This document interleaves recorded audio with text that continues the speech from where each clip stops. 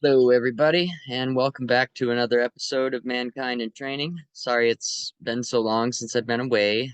It's been quite a few things happened. So, my long time laptop that I had, 4 or 5 years, in December, it quit working, but it started working again after I had called the school and ordered a new laptop, which I had to pay for, and they sent me a new laptop that I got in December.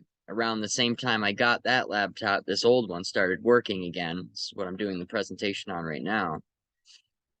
I'm not sure why it was shot. It wouldn't turn on at all whatsoever. And then one day I plugged it in and tried it, even though I had tried so many times before, and sure enough, it turned right on, and it's been working great ever since. But so I wasn't using it because I had got a brand new laptop. I was getting that worked in and downloading all the programs I needed on it to do schools things. And I had it for 1 month, and the battery already is shot on it. It's toast. It won't turn on. No matter what I do, I cannot get the thing to turn on. So now I'm kind of fighting with the school and they said they have no control over it. I need to get a hold of Toshiba Dynabooks and have it needs to be covered under a warranty. And now I'm fighting with them because they sold me a lemon and they're trying to not cover it under the warranty. They're saying that the excess ones that were ordered through the school aren't under warranty.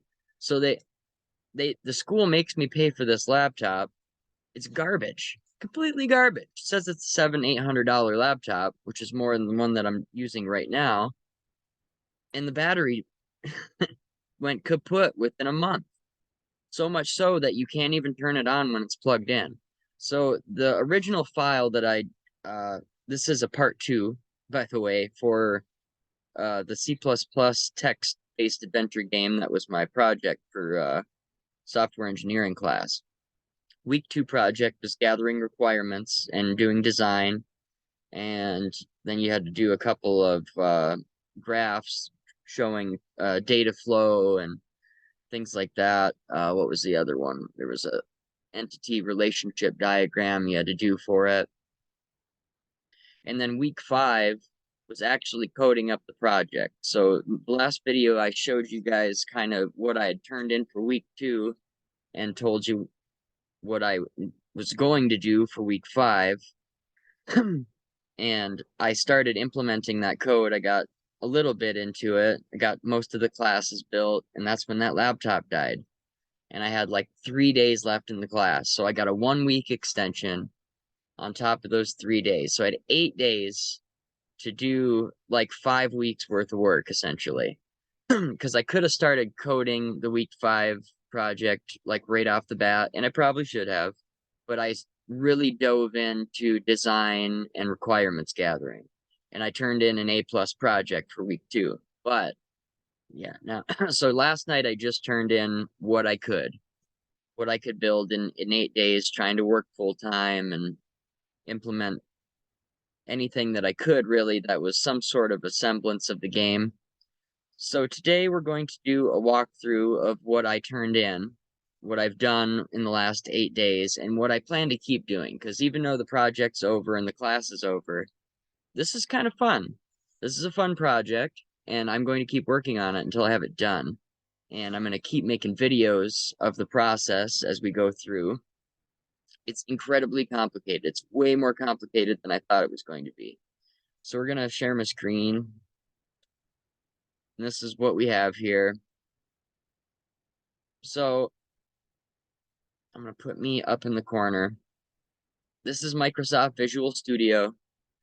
And this is how you are supposed to go about making something like this. It's a text-based RPG.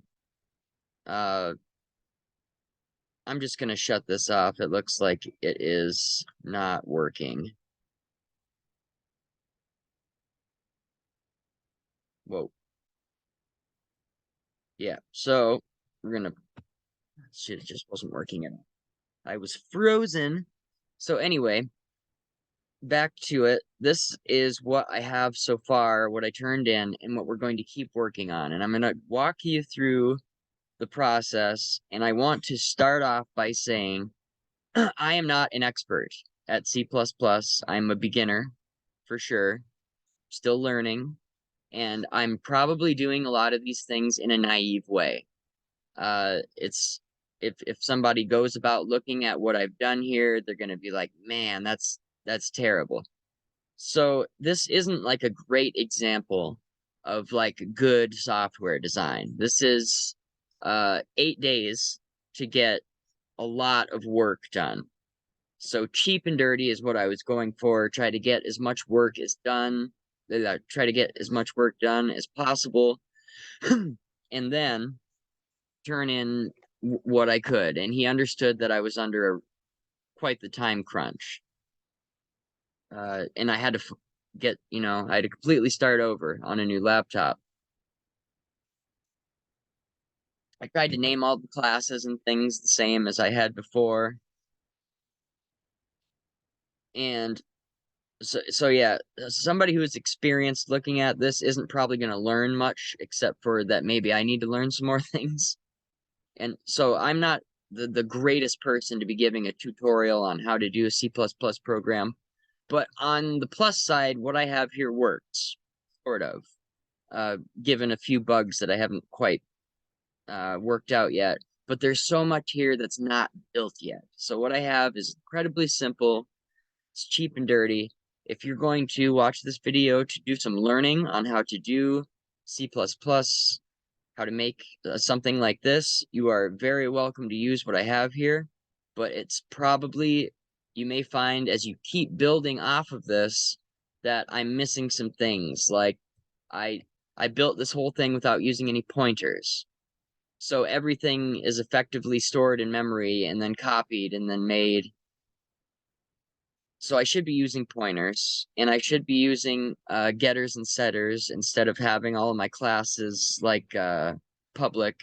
All of the objects in my classes are public. So basically everything is just a struct. Um, so I'm gonna go through and show you guys what we got here. The first thing I did, so you open up,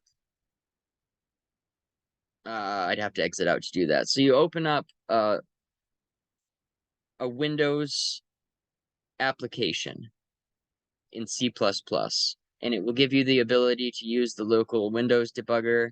That, or you have to hook up Linux and use that to compile with, or WSL is another thing. Windows subsystem Linux console.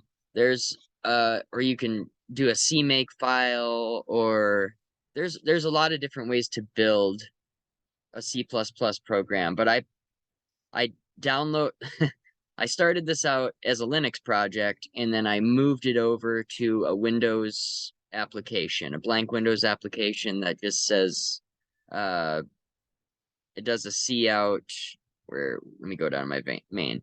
It says hello from whatever. And that's how it starts your program out. And that's all that there is. There will just be a main. And then from there, I built a player class, a GameBot class. Yeah. A magic class, a weapons class, a backpack, and an items class. And I since added an army class as well. That was something I thought of after the requirements. That wasn't really in the requirements, but it was something I thought would be neat as another thing that could grow your damage rate as you go. So the initial idea was to, and I didn't quite have time to, I was just got done building everything really. So I kind of made just a cheap and dirty test to show the attack functions and how that worked. And then that's pretty much the end of the program. It brings you through a couple of prompts and things, but the majority of the program I haven't built yet. I was thinking something like going case,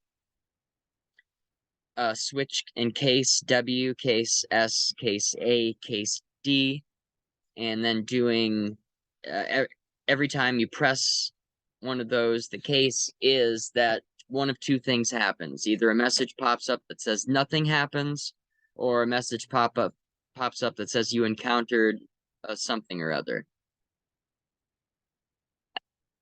And then from there would be another menu where you could either run away, stay and wait, attack, or you could ask the creature that you just encountered what its name is. And then I had a whole bunch of ideas from there on how to go. And so it was just simple. There was going to be no visual aspect to it at all. It's going to be all text based.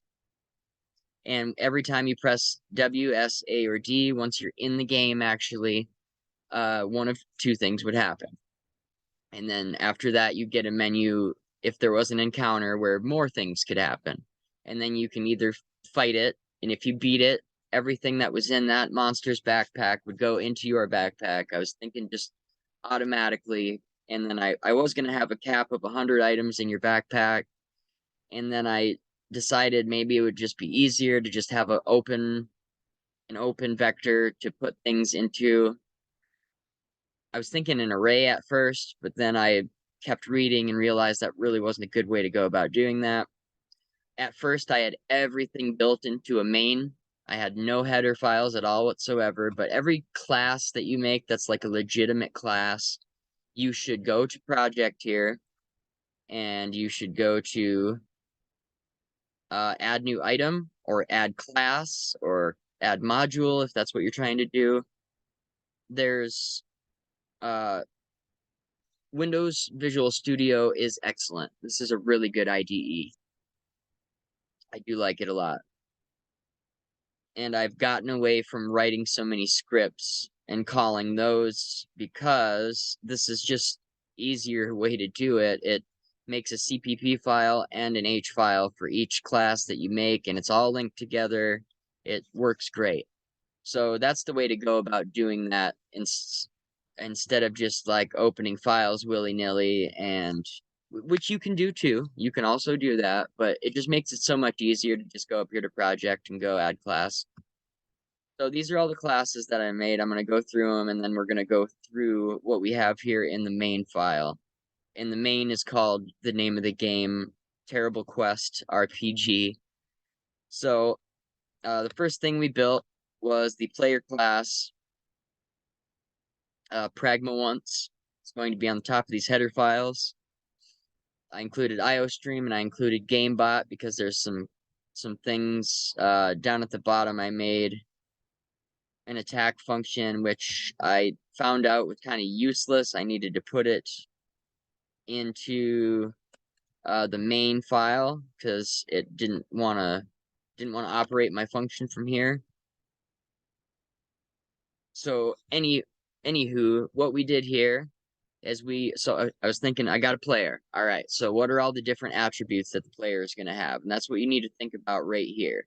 And because I made all these public, I probably shouldn't have. I should have made the majority of these private and then made getters and setters of functions for getting the name of the object stored in the private class, and then a function for setting a new name or a new value for all of these things instead of just having them open to the public. But what I did do is made everything a completely different name, which it really isn't a good way to go about doing it. What I probably could have done was something like made a template, or I could have did some type def, and then like right here in all these XPs, I could have did a type def and had all of them in we could have constructed this a lot of different ways, but I was just going for simple and quick and easy, and this was the best way to go about doing. So I had a string for a name and a string for a class type, and then an unsigned integer, 32 bits. I used that for a lot of these except for things that didn't need to be big at all. So I used 16 in those cases. I probably could have even got away with 8. But and then we have some Boolean values here. Is it a demon? Is it an angel? Is it an immortal? And then I was gonna write some, so there was gonna be an auto heal for each of these learned skills. So if you tripped, I just haven't wrote any of that yet though. But I was thinking ahead, so we put all these things in here. They have a health. I found out later that without having a new health, there was no way to keep track of what your health was, and it's still kind of buggy in that sense. Like you'll see later, when we go from the first monster to the second monster, my health just goes back up to what it was. It doesn't keep my health. And then I tried to assign health to PL new health outside of the attack function, and for some reason that seemed to make my health go up crazy. Like so somehow it affected. So I was seeing that if you attacked a monster and you killed it, but you had more power than he had life, like it would have brought him to like negative whatever. Because these are unsigned integers and they can't be negative, it doesn't just go to 0 for some reason. I don't quite understand why. It doesn't just go to 0. It goes to the highest value that it could possibly be, which is like 4 billion something. It jumps up to the same number, 4 billion, this. And I'm not I'm not quite sure why. I was told that if I just used regular integers, that would happen. And it would wrap around to a really high. So you'll see what I did to combat that, and it works, except it doesn't. There's something was happening funny where now the damage rate of the second game bot that I was fighting was way high. That or it was resetting my value of health to 0, which I seen that it was doing, and I got rid of that, but now it doesn't keep track of it. So, and I don't think it was keeping track of it before. And I think part of that reason is because I'm not building this properly. I'm not using getters and setters. So I just created this pointer just to create it. And then down here I initialized it to point at health. I think that's how that works. This is a constructor for the player class where I made everything that I just made as public there available to be edited by everything in this struct. I made just kind of a hyphenated version, not hyphenated, abbreviated version of hyphenated forehead slap.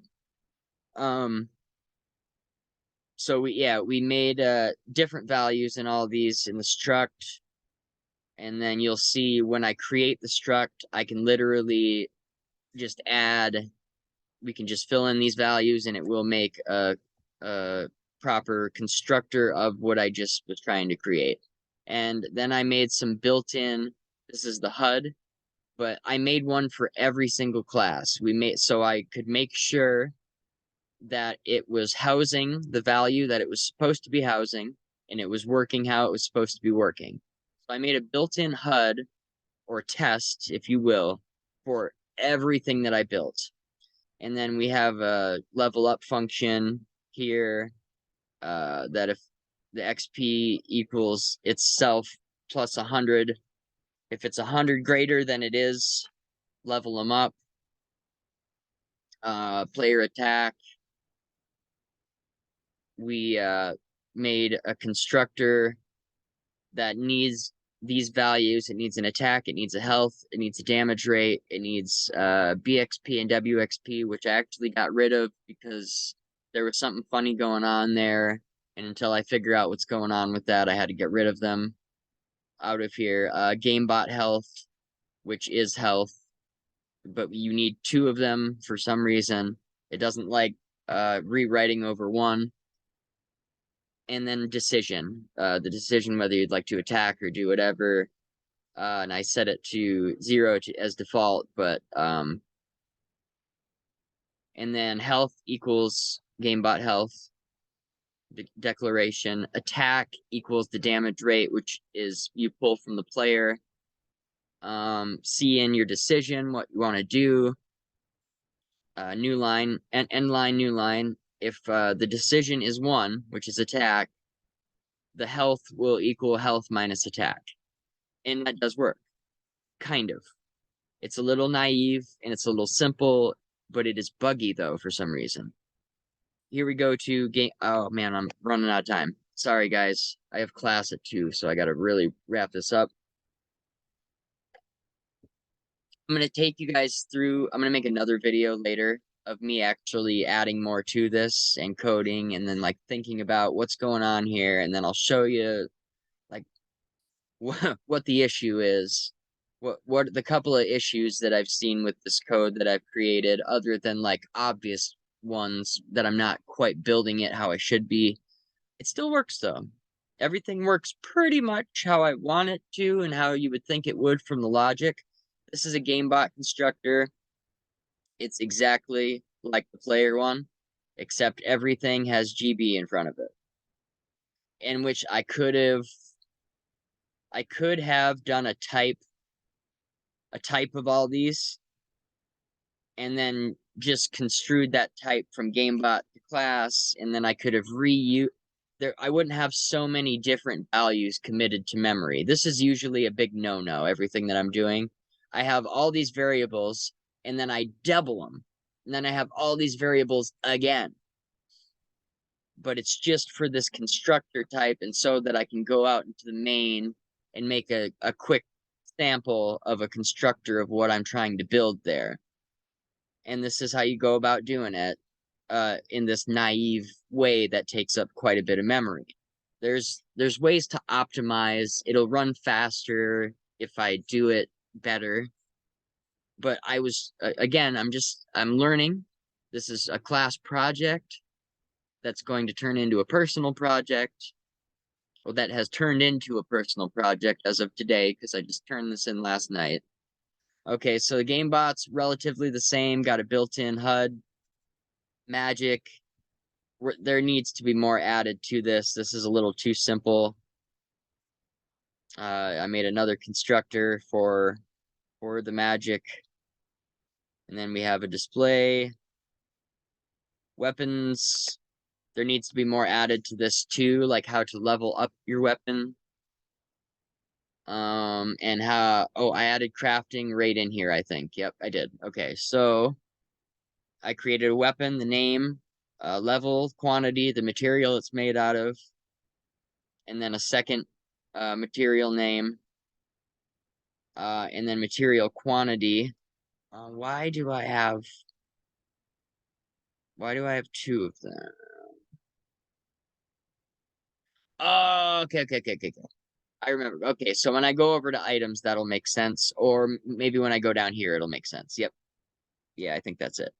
Material quantity. Material. Okay, so we have our weapon. We have our constructor for a weapon. We have the display HUD for the weapon.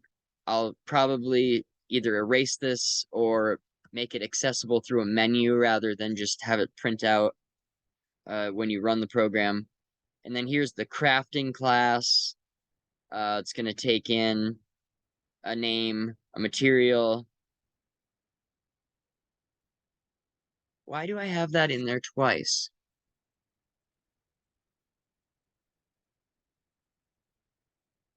Oh, okay. That's why. Okay, so the weapon and the material that it's currently made out of, and then this is the material name that you're trying to turn it into as in the craft. And then I have to build a function for how to do that yet. I haven't done that yet, but I built the base class though, so we got to start. That's here. The backpack. It didn't like my backpack. I had an array. I had just kind of an open initialized array that I was hoping to be able to add values to and then be able to pull said values using the index of the array, but it didn't Visual Studio didn't like the way that I was doing it. And I think the main reason for it is because it wasn't in the main. Because down here, you'll see it likes these just fine. And that's kind of what I was trying to go about doing was making an array of strings and then pulling it by index, which you can do. There's a test built in for this down here that you'll see. But because it didn't like that, I went about building a different kind of thing where you have a backpack of pointers to items, which we've built out the items. So why don't we just use the items and then the backpack will just be a pointer to those items. So you'll create a pointer to a value of a weapon or an item. And that's all I would have in the backpack class, and then this would have to go into my main. Initializing the backpack, initializing a weapon and an item to have to start with, and then these loops, put them in and pull them out. And then I had an items class. This is commented out because I'm still kind of working on the logic for that. And I wanted to have a running program to turn in last night. And I do. And I got pretty far for 8 days, working 30 hours, 35 hours. Ah, I think we might have pulled close to 40. I did take a day off, but we did work a lot of tens. So anyway, yeah, for maybe 12 hours, 12 to 14 hours it went through those 8 days. Like truly, I think that's about what I put into the new code since the laptop shat out and got rid of my old one. And I'm kind of glad that it did because I think this works better. It's kind of built the same way, but there's just like a few little differences that I think I did a lot better of a job this time around. Uh, and it's still not very good. Which so that's how learning is. You just kind of got to dive in and have an objective in mind and start chasing after it. So we got 15 minutes. I'm not going to be able to run through. Uh, this is the item constructor, the values, the variables, and then here's your HUD, built-in display. I can either get rid of these altogether. I think I'm going to make them all accessible in some way or another, though, through a menu, through a series of menus. Now, in here, I need to put the game itself into a big while loop. So that first question, it'll be inside of the main. But that first question of, so these are attack functions. I have one for the player, and I have one for the game bot, and they're like identical except inverse. And they seem to work, kind of. There are still bugs that I'm kind of trying to figure out. Yeah, 13 minutes, getting low. Okay, so after this like initial choice, if you'd like to play a game, if you choose one, while choice equals one, it needs to go here, and then everything be inside of that while loop. That's usually how a game would be constructed. I would do something like while choice equals one. Ah,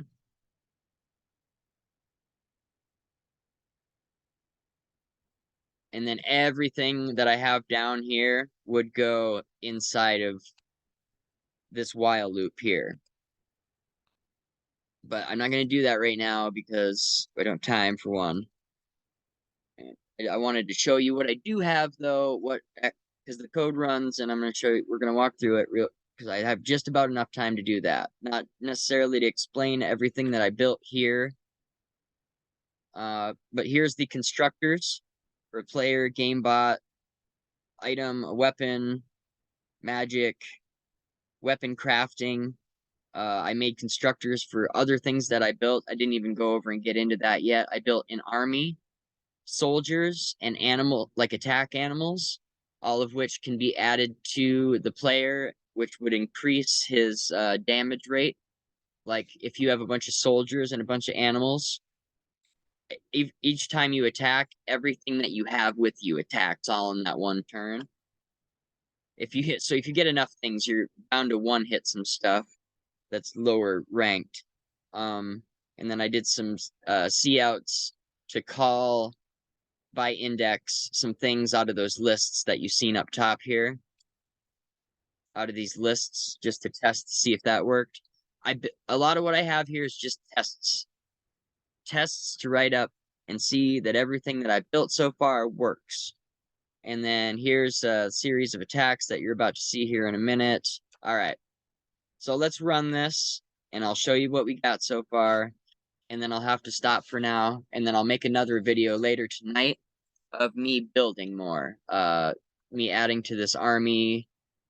Well, I built the army. I need to add it into the player now. And I think I might add it to the gamebot too. So maybe monsters can have armies too. So anyway, let's run this and I'll show you what I got. And I love it.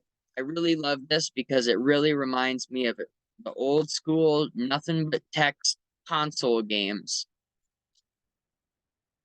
Like really, really old, like when you were in elementary school and computers were just starting to be a thing that schools used. There were like math games and stuff. There was this one, it was a choose your own adventure game. And that's really what inspired me to do this, is because that was one of the options for the week 2 and 5 project, was to do a build your own adventure game. I just took that and went like way crazy out of scope. This project did not need to be anywhere near this hard. The parameters were actually all you really needed was to do a choose your own adventure was one of the options, and then you just needed a few cycles of either side, like if you picked either which way, and then have it bring you to a finishing line at the end. But all those different branches are kind of hard to think through. I went a little crazy with the cheese whiz. I got a whole bunch of different stuff that was just way out of scope and not necessary. But I wanted to make something cool for a project. I didn't want to just build something like too simple. So this kind of got crazy complicated, and part of the reason may be just the way that I'm building it. So let's run through this and see what we got. Hello, would you like to play a game? 1 for yes and 0 for no. But who presses no? So 1. Thank you. Now choose a species to play as. List index 0 to 60. Actually, no, don't do that. Haven't fixed that yet here. Type out the character species from above and not the index. So defaultly, it goes with human warrior. So let me just pick that, because that's usually if you're gonna either start out as a human warrior, an elven warrior, or a dwarven warrior, and you would like work your way up to all these other things. But I wrote this in here for now, so you could just kind of, maybe you want to be a cobra. Maybe you want to be an Indian with a king cobra. Maybe you want to be a scoundrel with nice pick. Maybe you want to be the god Zeus. You know, maybe you want to be the Python language. You know, I just kind of put all these things in here. Maybe you want to be your own thing. So I just added everything that a monster could be. This is like the whole list of things that you can end up fighting. So that was all the tests running just now. Here's your player. Oh, I see an error. This needs to be a T. Player character HUD. Uh-oh, that sucks. I turned this in even. I did not see that. Probably because just so much prints at first from these tests that it's a lot of data to like go through at first. But here's your player Carriac gear HUD, because I spelled that wrong. My name is Yeshua, and I am a human warrior. Here's my class. Here's my health. Here's my new health, because you need a new health. I was initializing it at 0, but that was causing problems. So level at 602, next level at 862. Dual sabers is my current weapon. All of this, you got XPs, you got a damage rate, a defense rate, and a magic rate. Asks if you're a demon, immortal, or this is a weird thing. I have false, false, and true, but it says 1 for all of them for some reason. I'm not really sure why. And then here's our monster. First monster we're gonna fight is a Cerberus.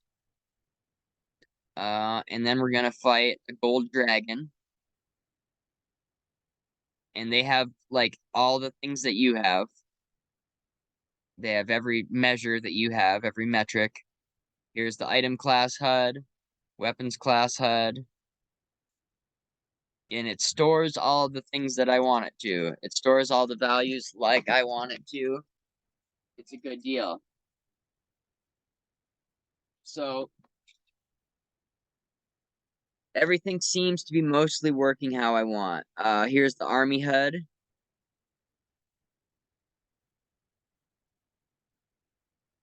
Magic Great combined.